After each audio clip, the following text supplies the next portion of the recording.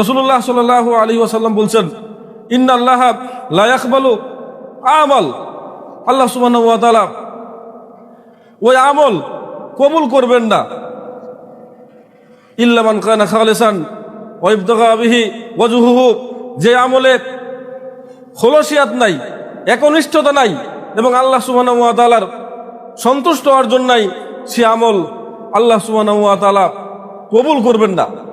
তো এখানে এই দাওয়া ফাউন্ডেশন তাদের লক্ষ্যই হচ্ছে আল্লাহ সুবহানাহু ওয়া তাআলার সন্তুষ্ট অর্জন। দ্বিতীয় যেটা আমরা শুনলাম তা হচ্ছে মানব কল্যাণ।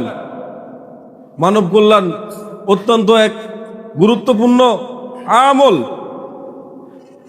রাসূলুল্লাহ সাল্লাল্লাহু আলাইহি ওয়াসাল্লাম বলছেন, খয়রুন নাসে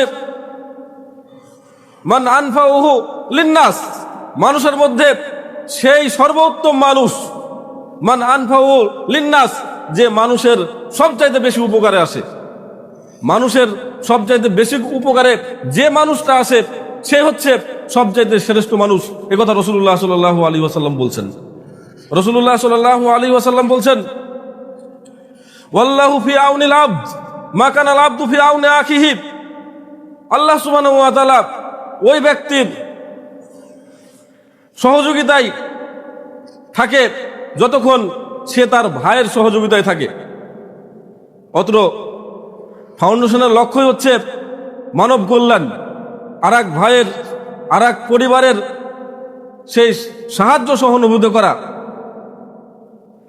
তো আমরা এই তাদের উদ্দেশ্যের জন্য আমরা, তারা যে শুধু সেখানে সওয়াবের ভাগীদার হবে এমনটা নয়, আমাদের সমাজের ছোট বড় গণ্যমান্য ব্যক্তিবর্গ সর্বস্তরের জনসাধারণকে এগিয়ে আসতে হবে। বিশেষ করে এই ফাউন্ডেশনকে সচল করার জন্য হাবিব যে আহ্বান করলো সহযোগিতার, আমি যেটা বলবো, আপনারা যে সহযোগিতা করবেন, বিশেষ করে আপনাদের বাইরে যারা বহির্বিশ্বে রয়েছে প্রবাসী, তাদেরকে এই ফাউন্ডেশনে সহযোগিতা করার জন্য উৎসাহ প্রদান করবেন। সে যতটুকু এখানে সহযোগিতা করে সওয়াবের ভাগীদার হবে, আপনি শুধু তাকে এখানে সহযোগিতা করতে দিক নির্দেশনা দিলেন, এজন্য আপনিও ততটুকু সওয়াবের ভাগীদার হবেন, কারো সওয়াবে ঘাটতি করা হবে না।